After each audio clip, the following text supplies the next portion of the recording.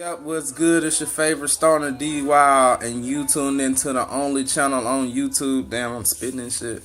You tuned into the only channel on YouTube, man, that let you get high so you can get higher learning, man. This is Learn and Burn. I'm your favorite stoner, Dee Wile, kicking free game back to my independent artists, man. Just trying to take they hobby and turn it into a career, you know what I'm saying? So I'm gonna give you free game. I'm gonna give you the cheat codes, the tricks of the trade. I'm gonna give you, trial and error that I went through coming up, just to help you progress so you won't hit your head where I hit my head, each one teach one. As always, man, we gotta thank the man above for another 24 hours, man. If he gave you another day on this earth, go do something, man. Somebody didn't wake up, you feel me? So it's important to make the most of our time while we still got time, you feel me? I'm on some beautiful, beautiful train wreck this morning, and it's got me thinking, it's so many people on my social media, other independent artists, all day long, they just talk so much shit about charging for features and a feature price, and it just got me to thinking, like, why would we pay you for a feature? So we gonna get into that, man. As always, if you new, be sure to subscribe, be sure to like the video, share it with other independent artists, you know what I'm saying? Drop any questions, comments, concerns in the comments below. I'm not no YouTuber, independent artist, just taking 10-15 minutes out of my day to try to, progress and pay it forward, you feel me? So looking at why we should charge, why would we should pay independent artists, other independent artists, of features. And I'm gonna give you my experience coming up with just reaching out to people in the same area, or the same state, or just online. Hey, I like your vibe, I like your music, would you be interested in collabing or something? People feel like the quickest lick in the music game is to charge for a feature, especially in the independent world, because nobody's signed for real, so there's no clearing the records. Like, the nigga say that he gonna do the song, that's pretty much clearing the record. You not signed to a label, there's really no clearance involved. So independent artists feel like, oh, the biggest lick, I'ma just get a quick bag by charging, my feature prices, 150. I've heard 250. I've heard 500. You have people who, well, me and my manager gonna talk, and a 12-bar verse is 175. If you want a hook and a verse, or a hook and a bridge, it'll be 110. Just, I've heard it all. Hey man, I got a video that's got 5,000 views on YouTube right now. So my feature price is $250, just for me to even listen to your song and see if I like it or not. You feel me? I've heard that. I've heard my engineer, he charged $50 an hour for the recording. So I do the song, but you could cover my hour. Then I'm just send me the $50 so I can give it to my engineer. All that cool. All that's cool. Even my favorite one, I got a mixtape dropping on that piff, you feel me?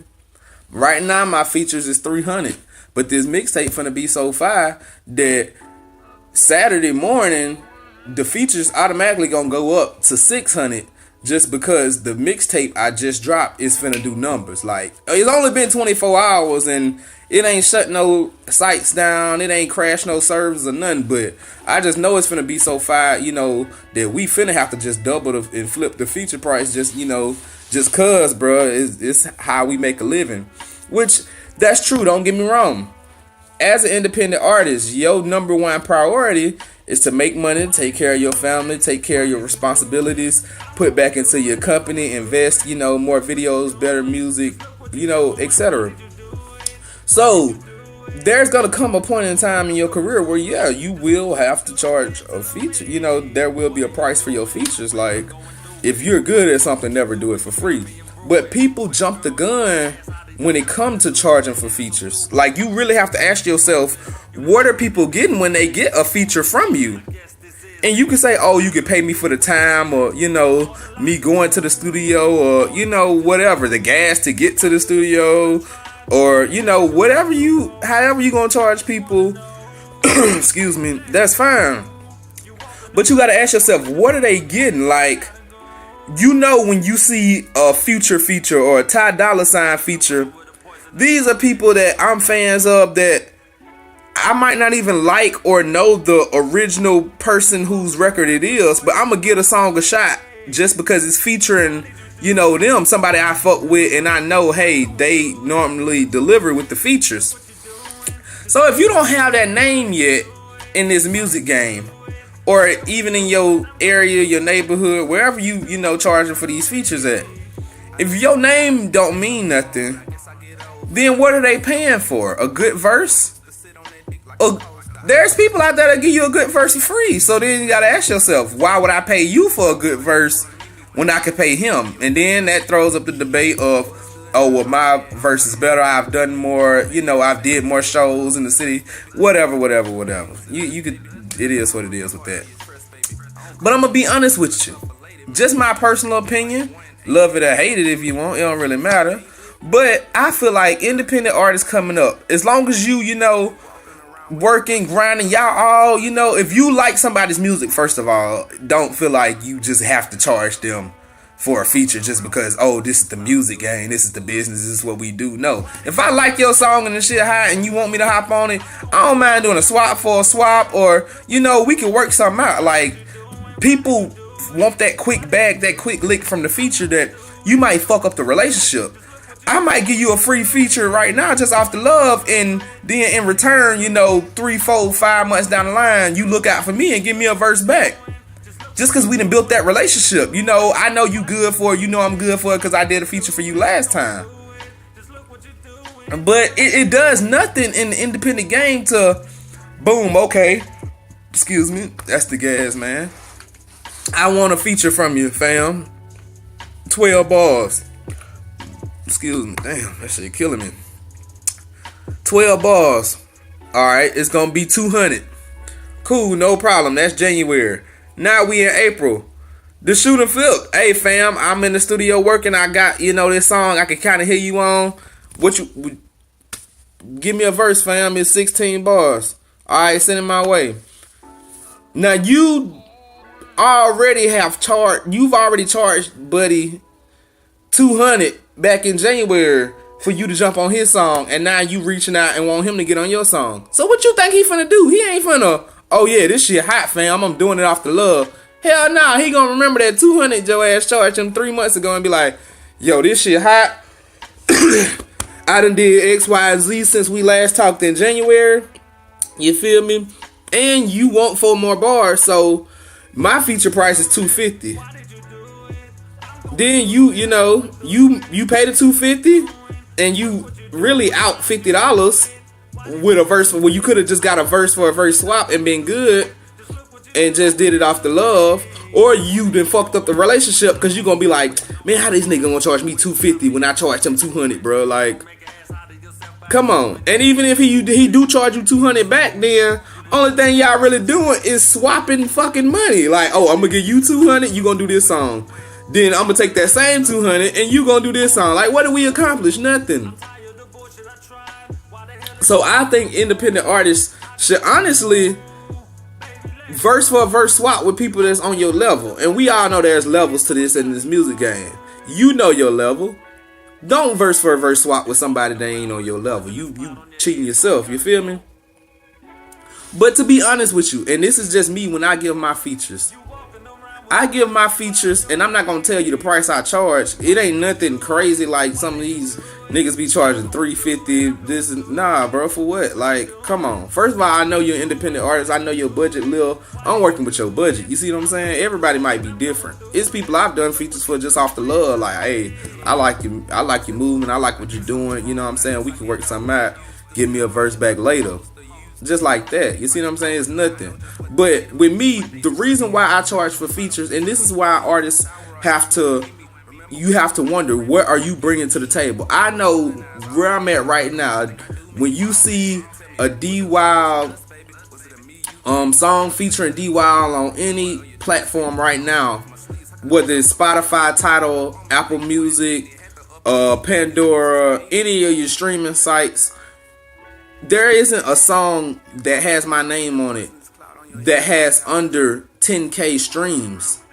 And I'm not saying views or downloads, I'm saying streams. Because, yeah, you might have a video that got 10, 15,000 views on YouTube. But if your channel not monetized, you ain't got no revenue off that. You haven't made any profit off that. If you got a SoundCloud page that ain't monetized, and you got a song that has 100,000 views or 100,000 plays and it's not monetized, you haven't profited off of it. You haven't. What have you brung to the? You haven't made anything. I'm saying streams because when you get a Dee Wile feature, it's gonna touch 10K just off the fan base, off my name. Just my core fans are gonna listen to it. Just hey, the same way I do the Future and the Ty Dolla $ign reference earlier. I like this artist so much, I might not even know who artist A is, but I'm gonna give the song a shot just off of my love for artist B. And then you can pull up the Google streaming calculator and see how much 10,000 streams on each platform gives you. 10,000 streams on Spotify give you X, 10,000 streams on Apple will give you Y, 10,000 streams on Tidal will give you Z. So when you pay for a Dee Wile feature, you know, okay, it's going to touch at least 10K just off of his core fans. Not to mention he's going to promote it the same way I'm going to promote it just because we going to have it in the contract if you setting your features up right. So you at minimum 10K, and then whatever you get from your fan base and from what you get from promoting the record. But you know, hey, if his features is $75, I'm going to make at least X back off of this the first month just because it's going to touch 10K. You got to look at it like an investment with any feature. The same way you go get a big feature from, let's say Moneybagg Yo want 40 for a feature or whatever. You know, you could work and scrape up and get that 40 to him because he got a big name. His name gonna bring attention. And if you want the attention from his fans, if y'all got similar fans, then that potential fans for you cross over, and now your songs they done picked up. They not fans of you just because y'all in the same field. And y'all have already collabed. Hey, I like artist A. Artist A sound like artist B. They've done songs together. Look at the whole Rich Homie and Thug situation back in 2013, 2014 when they was doing their shit.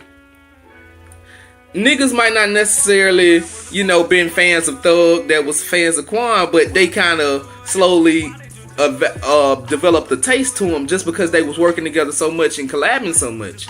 And that's what can happen with you and any artist you choose to work with. So you gotta think, man, when you paying for these features, what are you getting?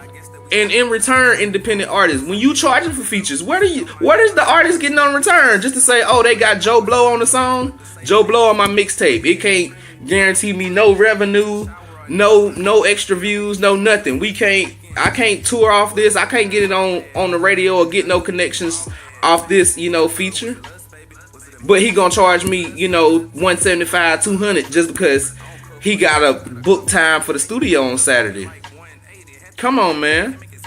This is the music business. You gotta know the business, but you gotta play it the right way too. And you gonna fuck up your relationships just because you want that quick bag. It ain't always about the quick money. And in 2018, artists lose sight of that. But I ain't finna preach to you, man. That's just the train wreck in me. It got me going. You can, hey, man, I love talking this music game, man. I talk this shit all day. But I know y'all only got, a 10, 15 minute break, man. So I'm gonna cut it right here, man. This is Learn and Burn. If you haven't done so already, be sure to like the video. Be sure to subscribe. Share it with your partners, your girls, whoever. Any independent artists, rappers, singers, producers, DJs, Spotify playlist curators, whatever, man.